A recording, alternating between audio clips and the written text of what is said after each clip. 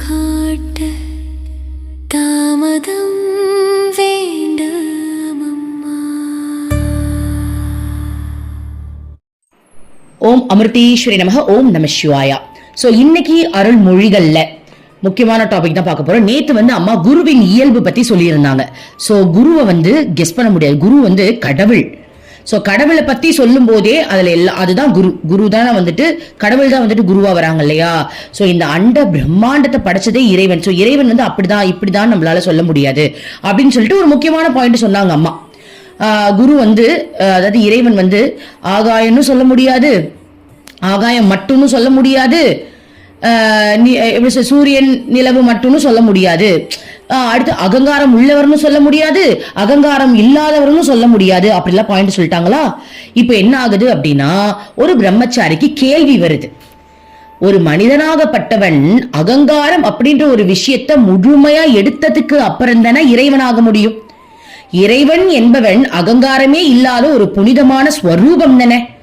அப்போ குருவுக்கு மட்டும் நீங்க எப்படி இறைவன் தான் குருன்னு சொல்றீங்க, அப்ப குருவுக்கு மட்டும் எப்படி அகங்காரம் இருக்குன்னு சொல்ல முடியாது, அகங்காரம் இல்லைன்னு சொல்ல முடியாதுன்னு சொல்றீங்க, எனக்கு புரியலையே அப்படின்ற மாதிரி ஒரு முக்கியமான கேள்வி கேட்கிறார். இது கண்டிப்பா நம்ம தெரிஞ்சுக்கணும். இதெல்லாம் உண்மையாவே பாக்கியசாலிகளுக்கு மட்டும்தான் இதெல்லாம் தெரியும். ஏன்னா நம்ம குருவை பத்தி படிக்கிறதே சாதாரண விஷயம் இல்லடா. இதை நீங்க கேக்குறீங்க அப்படின்னா இதை கேட்டாலே நம்ம கர்மாலாம் தீரும். உண்மையா சொல்றேன். ஏன்னா உண்மையான படிப்பே இதுதான். நம்ம இந்த பூமிக்கு நம்ம என்னெல்லாம் படிச்சிருக்கலாம், பிஹெச்டி கூட முடிச்சிருக்கலாம். ஆனா உண்மையான படிப்பு அப்படின்றது குரு சொல்லித்தர விஷயத்த கத்துக்கிறது தான். வேதம் படிக்கிறது அப்படின்றது மட்டும் கிடையாது. வேதம் அப்படின்றது அது ஏதோ ஒரு காலத்துல கண்டுபிடிச்சது, இப்ப வேதம் கண்டுபிடிக்கல. சோ என்னைக்கோ கண்டுபிடிச்சது, அந்த யுகத்துல வேணா அது யூஸ் ஆகலாம். பட் இப்ப அது யூஸ் ஆகுமா? அந்த வேதத்துடைய சாரத்தை எப்படி கரும்பை சாப்பிடும் போது அதோடைய ஜூஸை குடிச்சிட்டு சக்கையை துப்புறோம், அந்த மாதிரி வேத சாஸ்திரத்துல இருக்கக்கூடிய ஜூஸ் அம்மா நம்மளுக்கு கொடுத்துருக்காங்க. சோ இத படிக்கிறது தான் மிகப்பெரிய எப்படி சொல்றது, ஒரு இந்த பிறவிக்கான ஒரு பலன்னு சொல்லலாம். சோ அதனால இத படிக்கிறதும் கேட்கறதும் ஒரு மிகப்பெரிய கர்மாவே இதுல கழியும். அதனால இதெல்லாம் முக்கியமான விஷயம். ஓகே, சரி, என்னன்னு பார்க்கலாம். அந்த பிரம்மச்சாரி என்ன கேட்கிறாருன்னு பார்க்கலாம். ஒரு பிரம்மச்சாரி, அம்மா, நீங்கள் குருவிடம் அகங்காரமும் இல்லை, அகங்கார இன்மையும் இல்லை, அதாவது அவர் மேகமும் அல்ல, ஆகாயமும் அல்ல என்று சொன்னீர்கள். நாங்கள் அகங்காரம் இல்லாதவர்களாக ஆக முயன்று கொண்டிருக்கின்றோம். நீங்கள் ஏன் குரு அகங்காரம் இல்லாதவரும் கூட இல்ல? அதாவது நீங்கள் ஏன் குரு அகங்காரம் இல்லாதவராகவும் கூட இல்லை என்று கூறினீர்கள்? நீங்கள் கூறிய இந்த மேகம் இல்லை, வானம் இல்லை என்ற உதாரணத்தில் வானம் போல எல்லையற்றவர் அல்ல என்று நீங்கள் சொல்கின்றீர்களா? ஆனால் ஆன்மீகத்தை அடைவது குறித்த நாங்கள் புரிந்து கொண்டிருப்பது எல்லையற்ற நிலையை, அதன் இறுதி நிலை என்பதுதான். அதனால் அம்மா சொல்லுவது எதிரும் புதிராகுமாக இருப்பது போல காணப்படுகிறது. அம்மா, நீங்கள் தயவு செய்து இதற்கு விளக்கம் தர வேண்டும் என்று வேண்டினார். ஓகே, நான் சொல்றேன் பாருங்க. என்ன சொல்றாங்க அப்படின்னா, அம்மா, அகங்காரம் இருக்கிறவரும் இல்ல, அகங்காரம் இல்லாதவரும் இல்லைன்னு சொல்றீங்க. அதே மாதிரி வானம் இல்ல அப்படின்னு சொல்றீங்க. வானம் இல்ல அப்படின்னா வானம் படர்ந்து இருக்கிறது, வானத்துக்கு எல்லையே இல்ல. அப்ப வானம் இல்ல அப்படின்னா அவருக்கு எல்லை இருக்கா? நான் ஆன்மீகத்துல என்ன கத்துக்கிட்டு இருக்கேன் அப்படின்னா, எல்லையே இல்லாதவன் தான் இறைவன் அப்படின்ற ஒரு விஷயத்த நான் கத்துக்கிறது தான் ஆன்மீகம் நான் நினைச்சுக்கிட்டு இருக்கேன். பட் நீங்க சொல்றது எதிரும் புதிருமா இருக்கேமா, இது எப்படிமா அப்படின்னு கேக்குறாங்க. பாருங்க, இப்ப அம்மா விளக்கிறார். அம்மா விளக்க துவங்கினார். குழந்தைகளே, ஒரு குணம் அதற்கு எதிரான குணம் இல்லாமல் இருக்க முடியாது. நாம் ஒருவரை நல்லவர் என்று சொல்லும் போதே அந்த நல்லது இருக்கின்ற காரணத்தால் கெட்டதும் இருக்கிறது என்பது புலப்படுகிறது. கரெக்ட் தானே? ஒருத்தவங்களை பார்த்து நீ நல்லவன், ஐயோ இந்த பையன் செம்ம நல்லவன்பா, அப்ப நல்லவன் அப்படின்னா கெட்டவன் ஒருத்தன் இருக்கான் தானே. ஓகே, கரெக்ட் தானே? என்ன கெட்டவன் ஒருத்தன் இருந்தா மட்டும்தானே நல்லவன்றதை நம்ம ஹைலைட்டே பண்ண முடியும். சோ அப்ப நல்லவங்க நீ சொல்லும் போது அதுல ஒரு கெட்டது வருது இல்லையா? அடுத்தது, நாம் இருட்டு என்று சொல்லும் போது இருட்டு இல்லாத தன்மை அல்லது வெளிச்சம் என்பது குறிப்பால் உணர்த்தப்படுகிறது. வெறும் இருட்டு மட்டும் அல்லது வெறும் வெளிச்சம் மட்டும் இருந்தால் நம்மால் இரண்டையும் விவரிக்க முடியாது. இப்போ வெறும் இருட்டு மட்டும்தான் இந்த உலகத்துல இருக்கு அப்படின்னா வெளிச்சம் அப்படின்ற ஒரு விஷயத்தை பத்தி பேசும்போது உனக்கு புரியவே புரியாது. கரெக்ட் தானே? அதே மாதிரி வெளிச்சத்தை பத்தி நம்ம பேசுறோம் அப்படின்னா இருட்டுன்ற ஒரு விஷயத்தை நீ பார்த்தா மட்டும்தான் வெளிச்சம்ன்றது எவ்வளவு பிரகாசம்ன்றது உனக்கு தெரியும். இப்போ சந்தோஷமா இருக்கிறவனுக்கு திடீர்னு சோகம் வந்தா மட்டும்தான் சோகம் அப்படின்றது இப்படி இருக்கும்ன்றது நம்ம புரிஞ்சுக்க முடியும். சோகத்திலே இருக்கிறவங்களுக்கு சந்தோஷத்தை காட்டினா மட்டும்தான் ஓ சந்தோஷம்ன்றது ஒண்ணு இருக்கா அப்படின்றது புரியும் இல்லையா? அதுதான் அம்மா சொல்றாங்க. ஏனென்றால் விவரிப்பதற்கு அடிப்படையாக இருக்கும் மாறுபட்ட தன்மை அங்கு இல்லை. ஓகேவா? சோ அம்மா என்ன சொல்றாங்க, கண்டிப்பா ரெண்டு இருக்கணும். ஒருத்தவங்க நல்லவங்கன்னு நம்ம சொல்லணும் அப்படின்னா கெட்டது ஒண்ணு இருந்தா மட்டும்தான் நல்லதை ஹைலைட் பண்ணி காட்ட முடியும். அதனாலதான் கிருஷ்ணர் வரும்போது அத்தனை வில்லன்கள் வந்தாங்க. அவர் தானே அவர் தான் படைச்சிருக்காரு. அதனாலதான் ராமர் வரும்போது அத்தனை வில்லன்கள் வந்தாங்க. காரணம் அப்பதான் நல்லவங்களை வந்து ஹைலைட் பண்ணி காட்ட முடியும். சரியா? இல்லைன்னா காட்டவே முடியாதுன்னு அம்மா சொல்றாங்க. நாம் ஒரு பூ அழகாக இருக்கிறது என்று சொல்லும் போது நம்மிடம் நிச்சயமாக அழகில்லாத தன்மை அல்லது கோரமான தன்மை பற்றிய எண்ணம் கொஞ்சமாவது இருக்கும். நம்மால் விவரிக்கப்படுவது எல்லாமே இந்த அடிப்படையின் அமைவதுதான். ஓகேவா? அதாவது நம்ம எதை பத்திலாம் விவரிக்கிறோமோ அது இந்த அடிப்படையில் கொண்டதுதான் சொல்றாங்க. நீ இப்போ ஒரு பூ அழகா இருக்குன்னு சொல்ற அப்படின்னா எதை வச்சு நீ அதை அழகுன்னு சொல்ற? அதை விட அசிங்கமான ஒரு விஷயத்தை நீ பாக்குற அப்படின்னா அதை கம்பேர் பண்ணும்போது தானே இது அழகுன்னு உனக்கு தெரியுது. அப்போ நீ ஒரு விஷயத்தை விவரிக்கணும் அப்படின்னா அதற்கு அடிப்படையான ஒரு விஷயமே இரண்டு தன்மை கொண்ட விஷயம்தான். ரெண்டு தன்மையா இருக்கும்போது மட்டும்தான் ஒரு தன்மையை உன்னால உயர்த்தி கூற முடியும். ஒரே தன்மை இருக்கும்போது எப்படி உன்னால ஏற்றத்தாழ்வால பார்க்க முடியும்? ஒரே தன்மை இருக்கும்போது நீ எதையுமே வந்து இது பெருசு சின்னதுன்னு சொல்ல முடியாது. கரெக்ட் தானே? ஏற்றத்தாழ்வுன்ற ஒரு விஷயம் இருக்கும்போது மட்டும்தான் இது நல்லது இது கெட்டதுன்னு நம்மளால விவரிக்கவே முடியும் அப்படின்னு சொல்றாங்க. சோ விவரிப்பதற்கு இரண்டு தேவை. அழகாக இருக்கிறது என்று சொல்ல வேண்டுமானால் அதற்கு எதிரானதும் இருந்தே ஆக வேண்டும். இல்லை என்றால் அதை விவரிக்கவே முடியாது. பெயர்களாலும் வடிவங்களாலும் அமைந்த இந்த இருமைகள் நிறைந்த உலகில் நம்மால் ஒன்றுக்கு ஒன்று எதிரானது அல்லது மாறானது என்ற அடிப்படையில் தான் நினைக்கவும் பேசவும் முடியும். சோ அம்மா என்ன சொல்றாங்கன்னா, இந்த உலகத்துல நீ ஒரு விஷயத்தை பத்தி பேசுற அப்படின்னாலே அங்க எதிரும் புதிரும் இருந்தா மட்டும்தான் அங்க பேச்சுன்ற ஒரு விஷயமே வரும்.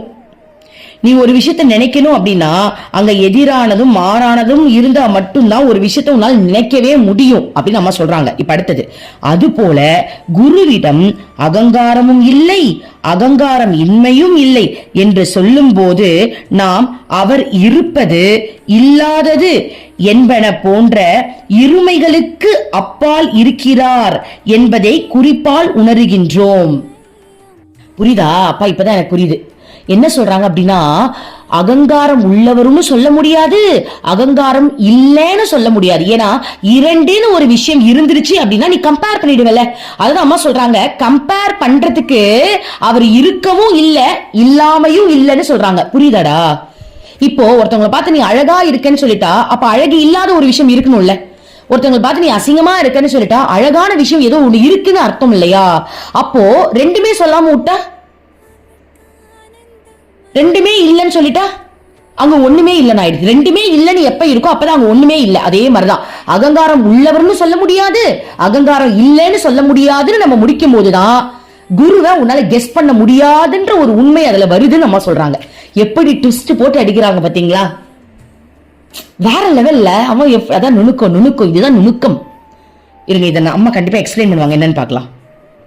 அதாவது குரு வந்து அகங்காரம் இருக்கிறாரு அகங்காரத்தோட இல்ல அப்படின்னு சொல்லும் போதுதான் இருமைக்கு அப்பால் இருப்பவர் அப்படின்றத நம்மளால உணர முடியுது அப்படின்னு நம்ம சொல்றாங்க. இல்லாதது என்பன போன்ற இருமைகளுக்கு அப்பால் இருக்கிறார் என்பது குறிப்பிடப்படுகிறது. ஓகே, குருவின் பெருமையை அவரது ஆன்மீக நிலையை விளக்க வார்த்தைகள் கிடையாது. சோ குருவுடைய பெருமையையும் அவங்க ஆன்மீக நிலையையும் சொல்றதுக்கு ஆக்சுவலி நம்மளுக்கு வேர்ட்ஸ் இன்னும் கண்டுபிடிக்கல. நாம் குருவை மேகமும் அல்ல வானமும் அல்ல என்று சொல்லும்போது அந்த வார்த்தைகள் எப்படி சொல்லப்பட்டாலும் வடிவங்களையே தான் குறிக்கின்றன. சோ வானம் இருக்கு, வானம் இல்ல. இப்ப குரு வந்து வானமாவும் இருக்கிறாரு, வானமாவும் இல்ல அப்படின்னு சொன்னா மட்டும்தான் அதுக்கு எல்லையே இல்லைன்னு அர்த்தம். நீ வானம்னு நீ நினைச்சுக்கிட்ட அப்படின்னா ஏதோ ஒரு வடிவம் இருக்கு நீ நினைச்சுப்ப. கரெக்டா? சோ அப்போ ஒரு வடிவத்தை குறிக்க முடியாது இல்லையா, ஒரு வடிவத்துக்குள்ள வந்து குரு அடக்க முடியாது இல்லையா. சோ அதனாலதான் இந்த இரண்டு வார்த்தைகளை கொண்டு நம்ம சொல்லும் போது அவருக்கு இவர், அதாவது நீ நல்லவன்னு சொல்றதுக்கும் அவர் கிடையாது, நீ கெட்டவன்னு சொல்றதுக்கும் அவர் கிடையாது, அதுக்கும் அப்பாற்பட்டவர்னு அம்மா சொல்றாங்க. நீ கணிக்கவே முடியாது. அதனாலதான் அவருக்கு அகங்காரம் இருக்குன்னு சொல்ல முடியாது, அகங்காரம் இல்லைன்னு சொல்ல முடியாது. ஏன்னா நீ கெஸ் பண்ண கூடாது, அவரை நீ கெஸ் பண்ண கூடாது. அவர் அகங்காரம் இல்லாதவர் அப்படின்னா அங்க கெஸ் வந்துருச்சா? அவரை பத்தி நம்ம வந்து ஒரு கெஸ் பண்ணிட்டோமா? அவரை கெஸ்ஸே பண்ண முடியாதுன்றாங்க அம்மா. அதனாலதான் இருக்குன்னு சொல்ல முடியாது, இல்லன்னு சொல்ல முடியாது, இவன் நல்லவனும் சொல்ல முடியாது, கெட்டவனும் சொல்ல முடியாது. ஏன்னா நமக்குள்ள இருக்கிற அனைத்து உணர்வுகளும் இறைவனோடதுதான், அதாவது இறைவன் படைக்கப்பட்டதுதான்.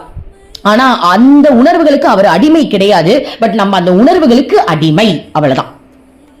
இப்போ ஒரு தயிர் வந்து பாருங்க, ஒரு பால் வந்து தயிராகணும் அப்படின்னா அதுல பாக்டீரியா இருக்கணும்.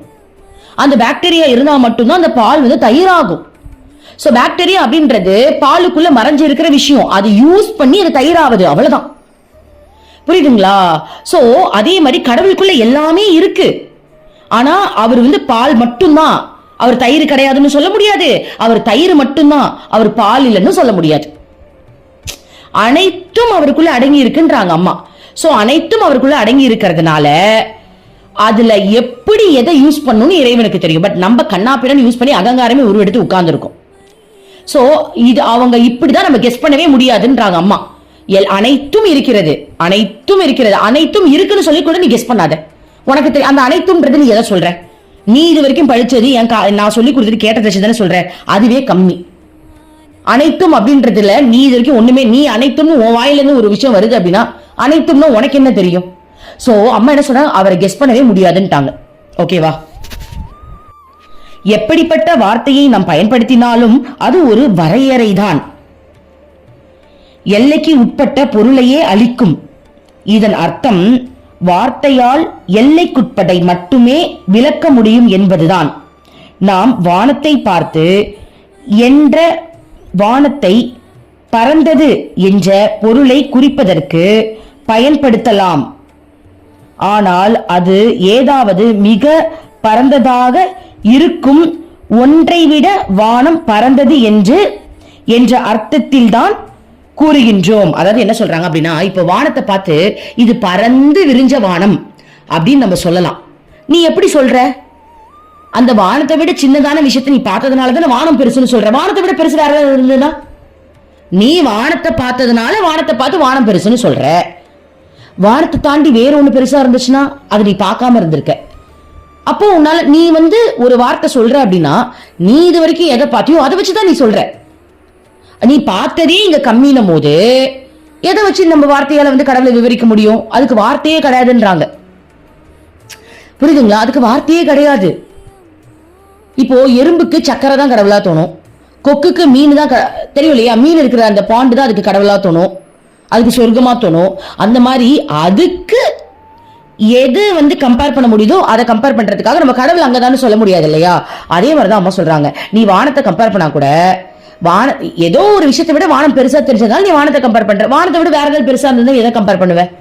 சோ அதனால உனக்கு தெரியாது இங்க நிறைய இருக்கும் போது உன்னால அதை வார்த்தைகளால விவரிக்க முடியாது அப்படின்னு நம்ம சொல்றாங்க. அது போலவே மேகம் இல்லாத வானம் என்பது மேகமுள்ள வானம் இருப்பதையும் குறிப்பதாக உணர்கிறது. இப்போ மேகமே இல்லாத வானம், வானத்தை போல இறைவன் அப்படின்னு நீ சொல்ற அப்படின்னா அதற்கான ஆப்போசிட் என்ன? மேகங்கள் நிறைந்த வானம். அவ மேகங்கள் நிறைந்த வானத்துல இறைவன் இல்லையா? இப்ப மேகமே இல்லாத வானத்துல இறைவன் இருக்கிறார் நீ சொல்லும் போது அப்போ ஒரு கேள்வி வருதுல, அப்ப இதுல இறைவன் இல்லையா அப்படின்னு ஒரு கேள்வி வருதுல்ல. அதனாலதான் அம்மா சொல்றாங்க, அப்ப அதுல மட்டும் தான் கடவுள் இருக்காரா, அப்ப இதுல கடவுள் இல்லையா? புரியுதுங்களா? அப்ப ஒரு கேள்வி வருதுல்ல, ஓ இதுலதான் கடவுள் இருக்காரா அப்ப இதுல இல்லையா அப்படின்ற கேள்வி வரும்போதே நம்ம கெஸ் பண்றதே தப்பு இல்ல, அவர் தான் எல்லாத்துலயுமே இருக்கிறாரு. சோ அதனாலதான் அம்மா அந்த வார்த்தையை பயன்படுத்தினாங்களாம். அவர் வானமும் இல்லை மேகமும் இல்லை, அப்ப வானத்தை மாதிரி படர்ந்து அவர் இல்லையான்னு கேட்க கூடாது. அவர் வெறும் வானம்னு மட்டும் நீ நினைச்சிடக்கூடாது, அவர் வெறும் மேகம்னு மட்டும் நீ நினைச்சிடக்கூடாது அப்படின்றதுக்காக தான் அவர் வானமும் கிடையாது மேகமும் கிடையாது நம்ம சொல்லியிருக்காங்க. அது போலவே மேகம் இல்லாத வானம் என்பது மேகமுள்ள வானம் இருப்பதையும் குறிப்பதாக உணர்த்துகிறது. இந்த இரண்டு வார்த்தைகளும் வானம் ஒரு எல்லைக்கு உட்பட்டது என்பதையே அப்போது உணர்த்துகின்றன.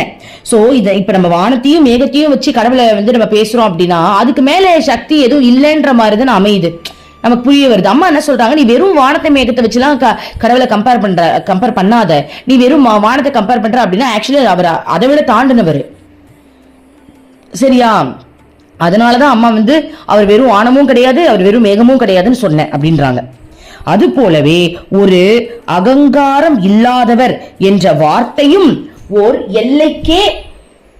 எல்லையே குறிக்கிறது பாருங்களேன். அது போலவே அகங்காரம் இல்லாதவர் அப்படி நீ சொல்றதும் ஒரு எல்லையை தானே குறிக்குது. அவர் அகங்காரம் இல்லாதவர் நீ சொல்ற அப்படின்னா அதுவும் ஒரு எல்லையை தானே குறிக்குது. அப்ப அகங்காரம் இறைவனுடைய படைப்பு இல்லாம ஒருத்தனுக்கு அகங்காரம் வருது, அதுவும் இறைவனுடைய படைப்பு தான். கரெக்ட் தானே, அவருடைய படைப்பு தானே எல்லாமே. ஆனா என்ன, நம்ம அதை சரியான இடத்துல யூஸ் பண்ணிருக்கோம், தப்பான இடத்துல யூஸ் பண்ணிக்கிட்டு இருக்கோம், அவ்வளவுதான். சோ அகங்காரம் இல்லாதவர் நீ சொல்லிட்ட அப்படின்னா நீ அவரை ஏதோ கெஸ் பண்ணிட்டு, அவரை நீ கெஸ்ஸே பண்ணாத, உன்னால இறைவனை கெஸ் பண்ணவே முடியாது அப்படின்னு தான் இதுல குறிக்குது. ஓகே, அடுத்தது பார்ப்போம். எப்படிப்பட்ட விளக்கங்களும் எல்லைக்குட்பட்டதாகவே அமைகின்றன. சோ நீ எதை யூஸ் பண்ணாலும், எந்த வார்த்தை யூஸ் பண்ணாலும் அது ஒரு எல்லைக்கு தான் அமையுது. ஒரு எல்லை, ஒரு குறிப்பிட்ட எல்லையோட அது முடியுது. ஆனா கடவுளை நீ வர்ணிக்கிறதுக்கு எல்லையே கிடையாது இல்லையா? ஓகே, சோ அதனால நீ எதையுமே கம்பேர் பண்ண முடியாதுன்னு அம்மா சொல்றாங்க. எங்கே எல்லைகள் இருக்கின்றனவோ அங்கே வேறுபாடுகள் இருப்பதற்கு வாய்ப்பு உள்ளது. அதற்கு எதிரான ஒன்று கட்டாயம் இருக்கிறது. சோ எல்லையே எப்படி சொல்ல, நீ ஒரு விஷயத்தை ஒரு வரையறைக்குள்ள ஒரு எல்லைக்குள்ள கொண்டு வந்துட்ட அப்படின்னா அதுக்கு ஆப்போசிட்டா ஒண்ணு இருக்குன்னு தானே அர்த்தம். சோ அதற்கு எதிரான ஒன்று கட்டாயமாக இருக்கிறது. அப்போ அதான் அம்மா சொல்றாங்க, நீ ஒரு விஷயத்த இதுதான் நீ முடிவு பண்ணும்போது அதுக்கு ஆப்போசிட்ல வேற ஒண்ணு இருக்கு இல்லையா? அதனால நீ நினைச்சது மட்டும்தான் இறைவன் சொல்ல முடியாது, அதற்கு எதிரான ஒரு விஷயம் இருக்கு இல்லையா, அது மட்டும்தான் இறைவன் சொல்ல முடியாது, அனைத்தும் கலந்தவர் அப்படின்றதுதான் நம்மளுக்கு வருது இல்லையா பாயிண்ட். ஓகே, அடுத்தது பார்க்கலாம். பறந்தது என்ற வார்த்தையை சொல்லும் போது குறுகியது இருக்கிறது என்ற குறிப்பான ஒரு பொருளையும் அது தரதான் செய்கிறது. புரியுதுங்களா? பறந்து விரிந்தது அப்படின்ற ஒரு வார்த்தை இருக்கும்போது அதுக்கு ஆப்போசிட் என்ன, குறுகியது அப்படின்ற ஒரு விஷயம் இருக்குதுன்னு. அப்ப நீ பறந்ததுன்னு சொல்லிட்டேன்னா இறைவன் குறுகியது இல்லையா? அம்மா அப்படிதான் கேக்குறாங்க நம்மள. ஓகே, இறைவன் பறந்து விரிஞ்சவர்னு சொல்லிட்டேன், அப்ப அவர் குறுகியது இல்லையா? எறும்பினுடைய இதய ஓசையில கூட எறும்புக்கு எங்க இதய துடிப்பு இருக்கு, அந்த இதய துடிப்பு கூட இறைவன் சொல்றாங்க. எங்க பாட்டுல எறும்பின் இதய ஓசையும் இறைவனேன்னு ஒரு பாட்டு வருது இல்லையா? அப்போ பறந்து விரிஞ்சது இறைவன் நீ சொல்லிட்ட அப்படின்னா அப்ப குறுகியதுல இறைவன் இல்லைன்ற மாதிரி தானே வருது. அப்ப அந்த வார்த்தை தப்பு தானே. பறந்து விரிஞ்சவர் இறைவன் அப்படின்றது நீ சொல்லிட்ட அப்படின்னா ஒரு எறும்புடைய இதயத்துக்குள்ள இறைவன் இல்ல அப்படின்ற மாதிரி ஒரு வார்த்தை அமைது இல்லையா? சோ அதனாலதான் அம்மா நம்ம கெஸ்ஸே பண்ண முடியாதுன்னு சொல்றாங்க. ஆனால் குருவின் நிலையோ எல்லா வகையான உவமைகளுக்கும் மாறுபாடுகளுக்கும் அப்பால் இருப்பதாகும். சோ குருவை நம்ம இது வரைக்கும் என்னென்னலாம் சொல்லி வச்சிருக்கோமோ அதெல்லாம் கிடையாதுன்றாங்க அம்மா. அதுக்கெல்லாம் தாண்டி இருக்கிறாங்களாம். உண்மையில் அவர் உள்ள நிலையை விவரிக்கும் சக்தி வார்த்தைகளுக்கும் கிடையாது. ஆனால் பெயர்கள் மூலமாகவும் வடிவங்கள் மூலமாகவுமே ஒன்றை அறிந்து பழக்கப்பட்ட நமக்கு குருவின் இப்படிப்பட்ட உணர்த்த முடியாத நிலையை அறிந்து கொள்வதற்கு ஒப்பிட்டு சொல்வது, மாறுபடுத்தி சொல்வது, உதாரணம் காட்டி சொல்வது போன்றவைகள் தவிர வேறு வழி இல்லை. ஆனால் குருவின் மேலான நிலை இவை அனைத்திற்கும் அப்பாற்பட்டது. அம்மா என்ன சொல்றாங்கன்னா, ஒரு மனுஷன் ஒரு பேரையும் ஒரு பொருளையும் பார்த்து பார்த்து வளர்ந்த ஒரு மனுஷனுக்கு குருவை பத்தி சொல்லும் போது சில எக்ஸாம்பிள் சொல்லிதான் சொல்றாங்க. அப்பதான் உனக்கு புரியும்ன்றதுக்காக, அதுக்காக அந்த எக்ஸாம்பிள் மட்டும்தான் குரு நம்மளால சொல்ல முடியாது. அதற்கும் அப்பாற்பட்டவர். பட் உனக்கு தெரிஞ்சதை வச்சு, உனக்கு இதுதான் தெரியும்ன்றதுனால இதை எக்ஸாம்பிளா சொல்றேனே தவிர்த்து அது மட்டும்தான் குரு நீ நினைச்சுக்க கூடாதுன்னு சொல்றாங்க. உன்னை பொறுத்த வரைக்கும் வானம் பெருசா இருக்கு, அதனால நான் வானத்தை ஒரு எக்ஸாம்பிளுக்கு சொல்றேன். அதுக்காக வானம் மட்டும்தான் கடவுளான்னு கேட்டா இல்ல, அதையும் தாண்டினவர்னு அம்மா சொல்றாங்க. பாருங்களேன், குரு எந்த இடத்தில் நிலை கொண்டு இருக்கிறாரோ அங்கே இருமைகள் இல்லை. சோ குரு இருக்கிற இடத்துல இருமை அப்படின்ற ஒரு வார்த்தைக்கே இடம் இல்லையா, இருமைகளே இல்லையா. அப்ப அவர் எந்த பாருங்க அம்மா, அப்ப அம்மா எந்த நிலை பாத்தீங்களா, எப்படிப்பட்ட நிலை பாத்தீங்களா. இப்ப எக்ஸாம்பிள் சொல்லலாம். இப்போ அம்மா கிட்ட நம்ம போறோம், நான் நல்லவ, சரி நான் கெட்டவ, ஓகே நான் கெட்டவளா இருக்கேன், என் கூட இருக்கிறவங்க ஒருத்தவங்க நல்லவங்களா இருக்காங்கன்னு வச்சுப்போமே. ஆனா அம்மா ரெண்டு பேருமே குழந்தையா தான் பார்ப்பாங்க. எனக்கு நான் நல்லவன் எனக்கு தோணும், அந்த பொண்ணை கெட்டவன் எனக்கு தோணுது, அந்த பொண்ணுக்கு நான் கெட்டவன் தோணுது, அதுக்கு அது நல்லவன் தோணுது. ஆனா அம்மாவுக்கு நம்ம உண்மையாவே கெட்டவங்களா இருந்தாலும் குழந்தைதான், நல்லவங்களா இருந்தாலும் குழந்தைதான். ஸோ அவங்கள அந்த வேறுபாடே இல்லாம தான் அம்மா பாக்குறாங்க. ஸோ ஒரு சின்ன எக்ஸாம்பிளுக்கு ஓகேவா. ஆனா அவங்களுடைய நிலையே அதுதான் சொல்றாங்க. அவங்கள நம்ம எப்படி சொல்றது, அந்த ரெண்டுன்னு ஒண்ணு பிரிக்கிறோம் இல்லையா, அதற்கு அப்பாற்பட்டவங்கன்னு சொல்றாங்க. அப்புறம் சொல்றாங்க பாருங்க, அங்கே மாறுபாடுகளும் இல்லை, எதிரானவைகளும் இல்லை, மேலான அந்த நிலை அளத்தற்கரியது, அது இங்கே முடிகிறது என்று நீ சொல்லிவிட முடியாது, அது முடிவற்றது. இப்போது நீ மாயை அல்லது அறியாமையை அதற்கு எதிர்மறையானது என்று சொல்லக்கூடும். ஆனால் மாயை என்பது அந்த மெய்ப்பொருளின் ஒரு தோற்றமே. பிரம்மமாகிய மேலான நிலை இல்லாமல் மாயையால் இருக்க முடியாது. எல்லாமாக இருக்கும் பிரம்மம் இல்லாமல் எதுவும் இருக்க முடியாது. புரியுதுங்களா? அதாவது என்ன சொல்றாங்கன்னா, நீ மாயைன்னு ஒரு விஷயத்த கம்பேர் பண்ற, நான் இருக்கிற உலகம் மாயைன்னு சொல்றல, அப்போ அதை விட மேலான ஒரு சக்தியை பார்த்ததுனாலதானே மாயைன்ற ஒரு விஷயம் உனக்கு புரியுது. அப்போ ஒரு பிரம்மம் அப்படின்றதுல மாயையும் இருந்தா மட்டும்தான் மேலான சக்தியை நீ உணர முடியும். மேலான சக்தி உன்னை நீ பார்க்கும் போதுதான் இதெல்லாம் மாயைன்னு உன்னால உணர முடியும். சோ பிரம்மத்தில் அனைத்தும் இருக்கிறது அப்படின்றதுதான் கான்செப்ட். அதை நம்ம சொன்னோம் இல்லையா, நீ ஆகாயத்துலதான் ஆகாயம், கடவுள் ஆகாயம் மாதிரி அப்படின்ட்டா அப்ப எறும்போட இதயத்துல கடவுள் இல்லையா அப்படின்னு ஒரு கேள்வி வருது இல்ல. சோ அனைத்தும் அந்த பிரம்மத்துல இருக்கக்கூடிய அனைத்திலையும் அந்த பிரம்மம் அப்படின்றது அனைத்தையும் சேர்ந்ததுதான் பிரம்மம் அப்படின்னு சொல்றாங்க அம்மா. பிரம்மம் முழுக்க முழுக்க தனித்து சுதந்திரமாக இருப்பது. உலகம் பிரம்மத்தை சார்ந்தே இருக்கிறது.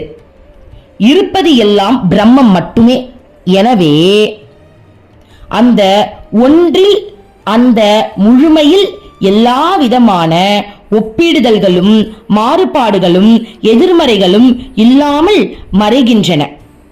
சோ இந்த உலகமே பிரம்மம் அப்படின்ற போது எல்லாமே பிரம்மத்துக்குள்ளதானே வருது. ஆகாயமும் பிரம்மத்துக்குள்ளதான் வருது, மாயையும் பிரம்மத்துக்குள்ளதான் வருது, நல்லவன் கெட்டவன் எல்லாமே பிரம்மத்துக்குள்ளதானே வருது. அப்ப எல்லாமே பிரம்மத்துக்குள்ள வரும்போது எப்படி கடவுள் தான் பிரம்மம்ட்டாங்க, அப்புறம் கடவுள் இப்படி நீ எப்படி கெஸ் பண்ணுவ?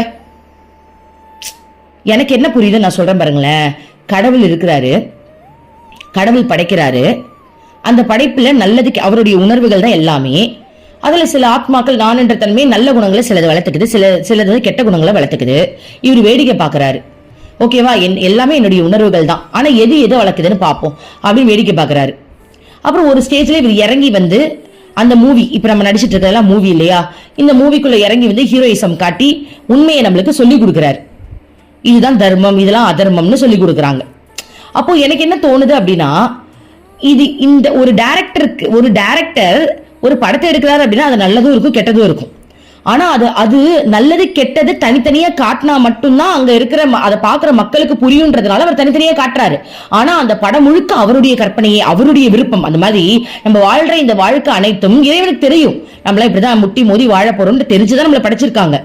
ஓகே, அப்ப அவர் டைரக்டர் மாதிரி எல்லாமே அவருடைய உணர்வுகள் தான் அங்க படமா எடுக்கப்பட்டிருக்கு. அந்த மாதிரி நம்மளோட இறைவனுடைய உணர்வுகள் தான் இங்க நம்ம வாழ்க்கைய வாழ்ந்துகிட்டு இருக்கோம். ஓகேவா?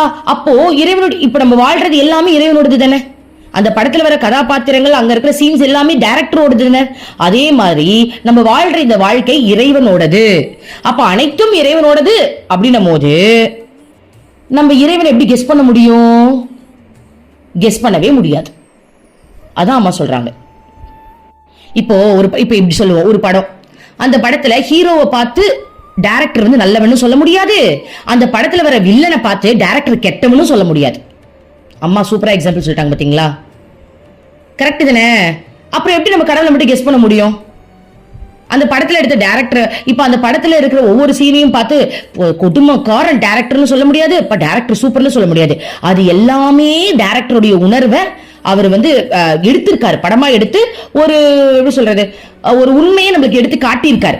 ஒரு கெட்டதை காட்டி நல்லது இதுதான் அப்படின்னு காட்டியிருக்காரு. அவ்வளவுதான். அதுல இருந்து நம்ம முக்கியமான நல்ல கருத்துக்களை எடுத்துக்க வேண்டியதுதான். அதே மாதிரிதான் கடவுள் வந்து இங்க நடக்கிற அநீதியை பார்த்து இது கடவுளுடைய உணர்வு தானே, அப்ப அதுதான் கடவுள்னு சொல்ல முடியாது. இங்க நடக்கிற நிறைய நல்லதை பார்த்து இதுதான் கடவுள்னு சொல்ல முடியாது. அனைத்தும் இறைவனோடதுதான். கடைசியா அதுல இருந்து நீ என்ன பாடம் கத்துக்க போற? எல்லா உணர்வுகள் இருந்தாலும் எந்த உணர்வை நம்ம அதிகப்படுத்தினா உண்மையே இறைவனாவே மாறுவோன்றதுல நம்ம கத்துக்க போறோம். ஓகேவா? நாம் இப்போது எதை பற்றி பேசுகின்றோமோ அது அறிவு திறனால் புரிந்து கொள்வதை விட நெடுந்தொலைவுக்கு அப்பால் இருப்பது. அதை பற்றி நம்மால் எதுவுமே சொல்ல முடியாது. ஏனென்றால் அது மனிதனுடைய புரிந்து கொள்ளும் சக்தி அனைத்திற்கும் அப்பால் இருக்கிறது. மேலோட்டமாக பார்க்கும்போது இதில் முரண்பாடு இருப்பது போல தோன்றும். ஆனால் இந்த முரண்பாடெல்லாம் உன் புத்தியில்தான் இருக்கிறது. திரும்ப திரும்ப காரண காரியங்கள், ஆச்சரியம் இவை மூலம் ஒன்றை தெரிந்து கொள்ள முயலுவதை விட்டுவிடு. அப்போது முரண்பாடு என்று எதுவுமே இல்லாமல் இருப்பதை நீ காண்பாய். ஓகே, ஸோ இது படிக்கும் போது எனக்குள்ள என்ன தாட் வந்துச்சு அப்படின்னா, இப்போ நம்ம எல்லாருமே கடவுள் யாருன்னு கத்துக்க தான் வந்திருக்கோம். ஏன் தெரியுமா? தாய் பாவத்துல இப்ப நீங்க தாயா இருக்கீங்க அப்படின்னா அது தாயா அனுபவிக்கும் போது மட்டும்தான் இறைவன் தாய் அப்படின்றத நம்மளால உணர முடியுது. நீங்க ஒரு தந்தையா இருக்கீங்க அப்படின்னா அந்த தந்தை ஸ்தானத்தை உணரும் போது மட்டும்தான் இறைவன் தந்தைன்றது நம்மளால புரிஞ்சுக்க முடியுது. கரெக்ட் தானே? நீ ஒருத்தவங்களுக்கு தோழன், ஒரு சகோதரன் அப்படின்னா அந்த பாவத்தை நீ உருப்படியா வாழும் போதுதான் இதுவும் இறைவனுடைய உணர்வு நம்மளால புரிஞ்சுக்க முடியுது. சோ நமக்கு கொடுக்கப்பட்ட அனைத்து உணர்வுகளும் இறைவனோடது, அதுதான் இறைவன் அப்படின்னும் போது இறைவன் ஆக்சுவலி அதை அனுபவிச்சுட்டு வா, இதுதான் நீ, எனக்குள்ள இருந்து தானே நீ வந்திருக்க, உனக்கு வர எல்லா உணர்வுகளும் தான் இறைவன். புரியுதுங்களா? அப்போ நம்ம எல்லாருமே அதை கத்துக்கிட்டு இருக்கோம், அதை வந்து பாடமா கத்துக்கிட்டு இருக்கோம். ஆனா அதுல ஒரு மிஸ்டேக் என்ன பண்றோம் அப்படின்னா, நம்மளுக்கு சுயநலம் அதிகமா இருக்கிறதுனால எனக்கு என்ன பிடிக்குமோ அதுல மட்டும் அதிகமான கவனம் செலுத்துறோம். அதை உருப்படியா கத்துக்கிறதே இல்லை. என் பிள்ளைகிட்ட மட்டும் நான் அம்மாவா இருப்பேன், ஊராமுட்டு பிள்ளைகிட்ட நான் வேற மாதிரி இருப்பேன். அதுதான் தவறு. நானென்ற தன்மையில இருக்கிறதுனால நம்ம அனுபவிச்சுட்டு இருக்க இந்த உணர்வுகளை பொது நலமா நம்ம அனுபவிக்க மாட்டேங்கிறோம், சுயநலமா அனுபவிச்சுக்கிட்டு இருக்கோம். ஓகேவா? அப்போ நமக்கு கொடுக்கப்பட்டிருக்க அனைத்து உணர்வுகளுமே இறைவன். ஓகேவா? அந்த இறைவனை நம்ம சரியா வளர்க்கணும். அந்த இறைவனை நம்ம சுயநலமா இல்லாம பொதுநலமா வளர்க்கும் போதுதான் எப்படி சொல்றது, அதுதான் பிரம்மம். இல்லைன்னா நம்ம வந்து நானும் மாறுவோம். எனக்கு ஒரு விஷயம் நல்லா புரிஞ்சுது. நான் ஒன் டைம் இப்படிதான் யோசிச்சுக்கிட்டே இருந்தேன். பைக்ல போகும்போது எனக்கு தாட் வருது, எனக்கு வர உணர்வுகள் என்னென்ன, கிருஷ்ணா கிட்ட பேச என்னென்ன உணர்வுகள் எனக்கு வருது. சந்தோஷம் வருது, கவலை வருது, பயம் வருது, கரெக்டா கோவம் வருது, கில்ட்டா ஒரு ஃபீல் வருது, அப்புறம் காதல், காமம், இந்த மாதிரி நிறைய உணர்வுகள் இருக்கு இல்லையா, மனிதருக்கு கொடுக்கப்பட்ட உணர்வுகள்.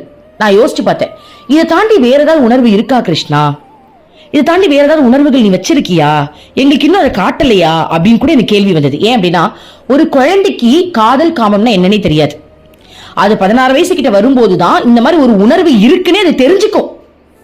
கரெக்ட் தானே? பிரகல்நாதன் எடுத்துக்கோங்க, இறைவனை அப்பான்னு மட்டும் தான் பார்த்தாங்க. கோபியர்கள் எடுத்துக்கோங்க, இறைவன் கிட்ட காதலை பார்த்தாங்க. சோ அந்த ஏஜுக்கு ஏத்த மாதிரி அந்த உணர்வு நிலையை இந்த பூமியில நம்மளுக்கு அனுபவிக்க இறைவன் கொடுத்திருக்காரு. அப்போ எனக்கு ஒரு கேள்வி வந்தது, அப்ப இதை தாண்டி வேற என்ன உணர்வுகள் இருக்கா? ஒருவேளை இருக்குமோ? அப்ப இருக்கு அப்படின்னா நமக்கு வந்திருக்கணுமே. ஏன்னா நம்மளும் இறைவன் ஒண்ணுதான் அம்மா சொல்றாங்க இல்லையா? அப்ப இறைவனுக்கு இருக்கக்கூடிய அந்த உணர்வு நிலை தான் உனக்கும் இருக்குன்னு இறைவன் சொல்றாங்க இல்லையா? அப்ப நம்மளுக்கு எல்லாமே வந்துருச்சா? அப்ப எல்லா உணர்வும் நம்மளுக்கு இருக்கா? ஆனா இறைவனுக்கு கோபம் இருக்கா? கோபம் இருக்கு, சரியான இடத்துல கோபம் இருக்கு. சொந்த பிள்ளைய வந்து, அதாவது இறைவனுடைய குழந்தைகள் நம்ம எல்லாருமே நம்ம ஒருத்தருக்கு சண்டை போட்டுக்கிட்டு நான் அகங்காரத்தால உன்னையே குத்தி அழிக்க போறேன் அப்படின்னா என் மேல இறைவன் கோவப்பட்டு தான் ஆகணும். அதனாலதான் காளி வந்து மகிஷாசுரனை அழிச்சாங்க. ஏன்னா மகிஷாசுரனை படிச்சதும் இறைவன் தான், ஆனா அந்த அகங்காரத்தை படிச்சது இறைவன் கிடையாது, அவனே அவன் வளர்த்துக்கிட்டான். புரியுதா? சோ அப்போ நம்ம இறைவன் கிட்ட இருந்து வந்ததுனால, இறைவனுடைய பரமாத்மா தான் நம்ம, அதுல இருந்து வந்த ஜீவாத்மாவா நம்ம இருக்கிறதுனால நமக்கு இருக்கிற உணர்வுகள் இறைவன் கிட்ட இருக்கிறது அப்படியே ஜெராக்ஸா என்கிட்ட வந்துருச்சு. ஆனா இறைவன் பொதுநலமா யூஸ் பண்ணிக்கிட்டு இருக்காரு, நம்ம எல்லாம் சுயநலமா யூஸ் பண்ணிக்கிட்டு இருக்கோம், அவ்வளவுதான் அப்படின்றது எனக்கு புரிஞ்சுது. சோ இதை படிக்கும் போது எனக்கு அதுதான் மைண்ட்ல ஓடிக்கிட்டே இருந்தது. இதெல்லாம் சொல்லும் போது அம்மா அப்படி கம்பேர் பண்ணாத, இப்படி கம்பேர் பண்ணாத, இதுல கம்பேர் பண்ணாதன்னு சொல்றாங்க இல்லையா, குருவையும் கடவுளையும் கெஸ் பண்ணாத அப்படின்னு சொல்றாங்க இல்லையா, அப்போ நம்ம யோசிச்சு ஆழமா பார்க்கும்போது நம்மளுக்கு இந்த ஒரு புரிதல் நல்லா வருது. சோ இப்ப இந்த டாபிக் முடியுது. அடுத்த பிரம்மச்சாரி இன்னொரு கேள்வி கேட்கிறாரு. அப்போது மற்றொரு பிரம்மச்சாரி, அம்மா நீங்கள் குரு ஒருபோதும் யாருக்கும் துன்பம் தர மாட்டார் என்று சொன்னீர்கள், ஆனால் சில நேரங்களில் நீங்கள் எங்களை திட்டுகின்றீர்கள், அதனால் எங்களுக்கு மிகுந்த துன்பம் ஏற்படுகிறது என்றார். அம்மா, மகனே, அம்மா உன்னை திட்டுவதாக கூறினாய், ஆனால் அம்மா எதற்காக திட்டினேன் என்று கூறவில்லை. அம்மா எப்போதாவது ஒரு முறை செய்கின்ற சின்னஞ்சிறு தப்புக்களுக்காக அம்மா திட்டுகின்றேனா? இல்லை. தவறுகளை திரும்ப திரும்ப செய்யும் போது அதை சுட்டி காட்டுகின்றேன், உங்களை திருத்துகின்றேன். உங்களுடைய ஆன்மீக வளர்ச்சிக்கு தடையாக இருக்கின்ற தவறுகளை தான் கண்டிக்கின்றேன். ஐயோ கிருஷ்ணாவே, இது உண்மை உண்மை உண்மை. பாருங்க, அம்மா இப்ப என்கிட்ட குருபாவத்தை காட்ட ஆரம்பிச்சிட்டாங்க. நல்லா புரிஞ்சிச்சு. அம்மா கிட்ட நான் டைஸ்ல பேசுறேன் இல்லையா, இப்ப நேர்ல இருக்கிறவங்க அம்மா கிட்ட டைரக்டா பதில் கேட்கறாங்க. எனக்கு அம்மா அது உபதேசம் மூலமா சொல்லி கொடுத்துட்டு இருக்காங்க. அப்போ சில முக்கியமான விஷயங்கள்லாம் நான் அம்மா கிட்ட டைஸ் போட்டு தானே கேட்பேன். நேத்து நான் என் வீட்டுல ஃப்ரண்ட் சைட்ல கொஞ்சம் குப்பை அதிகமா இருக்கு. அது ஒருத்தரால தூக்க முடியாது. அது நல்லா பெட்டி பெட்டியா இருக்கு. அது எங்களோட குப்பை இல்ல, ஆபீஸ்ல பேலன்ஸ் இருக்கிற இதெல்லாம் தூக்கிட்டு இங்க வச்சுட்டாங்க. அப்போ அது ரொம்ப மோசமான நிலையில இருக்கு. நான் என்ன பண்ண, அம்மா பிரார்த்தனை பண்றேன், அம்மா ப்ளீஸ்மா இது ஹெல்ப் பண்ணுமா, இதை கிளீன் பண்ண ஹெல்ப் பண்ணி கிளீன் பண்ணிடமான்னு கேட்டேன். நீ கிளீன் பண்ணுவியான்னு கேட்டேன். முடியாதுன்னு வந்துருச்சு. அப்ப நான் கிளீன் பண்ணுமான்னு டைஸ் போட்டு கேட்டேன். ஆமா நீ தான் பண்ணணும்னு வந்துச்சு. ஓகே, அப்ப அதாவது எப்படின்னா பாருங்க, இதுக்கு முன்னாடிலாம் அம்மா எப்படி இருப்பானா, நான் இருக்கேன் உனக்கு, நான் பண்றேன், அம்மா பண்றேன் அப்படின்னு தான் எனக்கு பதில் வரும். இப்பெல்லாம் பதிலே நீ பண்ணு அப்படின்னு தான் வருது. இப்ப நான் மெசேஜ் பண்றேன், ரிப்ளை பண்றேன் அப்படின்னா, அம்மா நான் இப்ப ரிப்ளை பண்ணது தப்பா கரெக்டாமா, நான் தப்பு அப்படின்னா எனக்கு 5 வரணும், கரெக்ட் அப்படின்னா 4 வரணும், போட்ட உடனே 5 வந்துடும். தப்பு நம்ம அதுல தப்பே நம்மளால கண்டுபிடிக்க முடியாது. ஆனா அம்மா தப்பு தான்.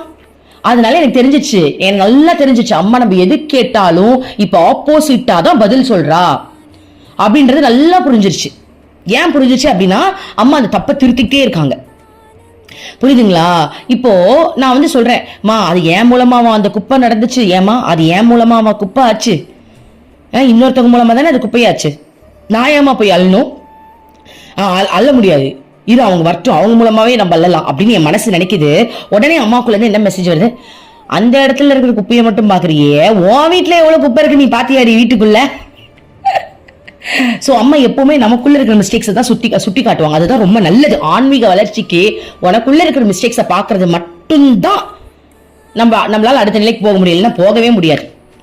ஓகே, சோ அப்ப நல்லா தெரிஞ்சிருச்சு அம்மா குருபாவத்துல இருக்கிறாங்க அப்படின்னு. சோ அதான் அம்மா சொல்றாங்க, இப்ப என்ன சொல்றாங்க, நீ ஒரு தடவை பண்ணா நான் திட்ட மாட்டேன், பல தடவை பண்ணாதான் நான் திட்டுவேன். அப்பதான் நான் யோசிக்கிறேன், அம்மா இப்பெல்லாம் திட்டிக்கிட்டே இருக்காளே, அப்ப என்ன காரணம், நம்ம பல தடவை அதை பண்ணிக்கிட்டு இருக்கோம் போல அப்படின்னு இப்பதான் புரியுது. உங்களுடைய ஆன்மீக வளர்ச்சிக்கு தடையாக இருக்கின்ற தவறுகளை காட்டுகின்றேன், கண்டிக்கின்றேன், திருத்துகின்றேன். இதை நீங்கள் அம்மா திட்டுவதாக கூறலாம். அம்மா உங்களை திட்டினால் அது உங்களுக்கு வலி உள்ளவர்களாக ஆகுவதற்கு தான். சாரி, அம்மா உங்களை திட்டுவது உங்களை வலிமை உள்ளவர்களாக ஆக்குவதற்கு தான்.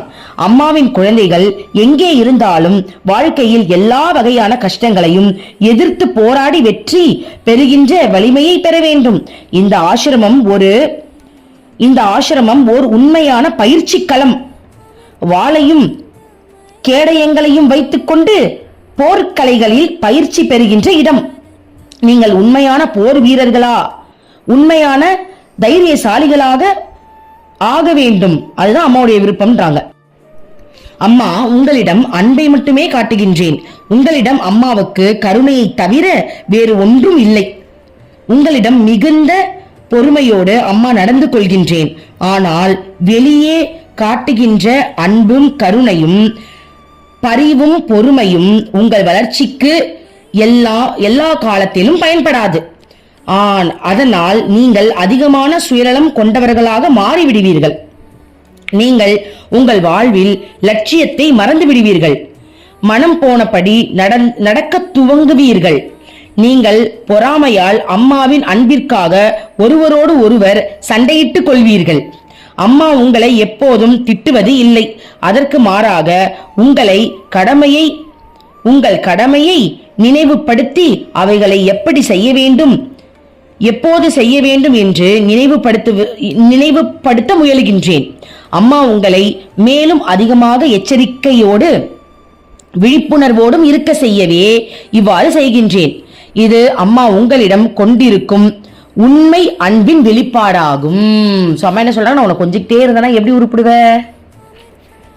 ஓகே, ஏன்னா நீதான் சுயநலமே உருவா இருக்கியே, உனக்கு கொஞ்சிக்கிட்டே இருந்தனா வேற எவனையும் நான் கொஞ்சவே கூடாதுன்னு சொல்லுவடா. அப்படிதான் அம்மா சொல்றாங்க பாருங்க. இதுல என்ன சொல்றாங்கன்னா, பொறாமையால் மற்றவனை, அதாவது அம்மா கிட்ட இன்னொருத்த வந்துருவான்னு பொறாம கூட படுவோமா, அதை இதுல அம்மா மென்ஷன் பண்ணிருக்காங்க பாருங்க.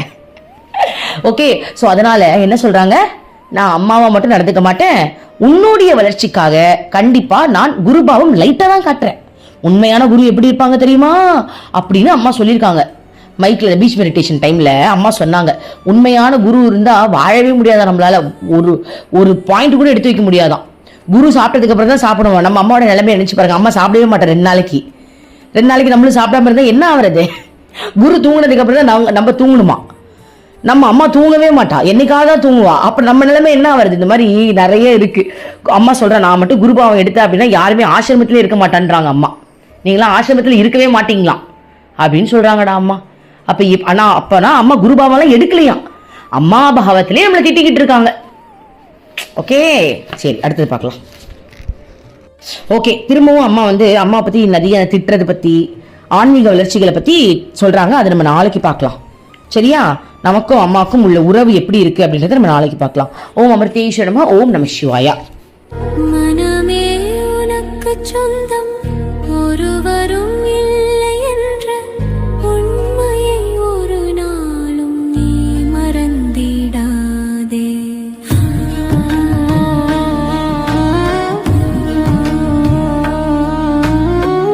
அர்த்தமற்ற கர்மங்களை செய்து கொண்டே சம்சாரத்தில் பயனின்றி நீயும் வீணாய் அலைகின்றாயே.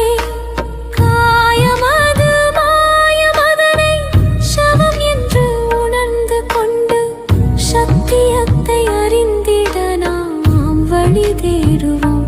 நிலையில்லா உலகினை நிஜமென்று எண்ணிடாதே. மெய்ப்பொருளாம் அந்த சக்தி என்றும் ஒன்றுதான்.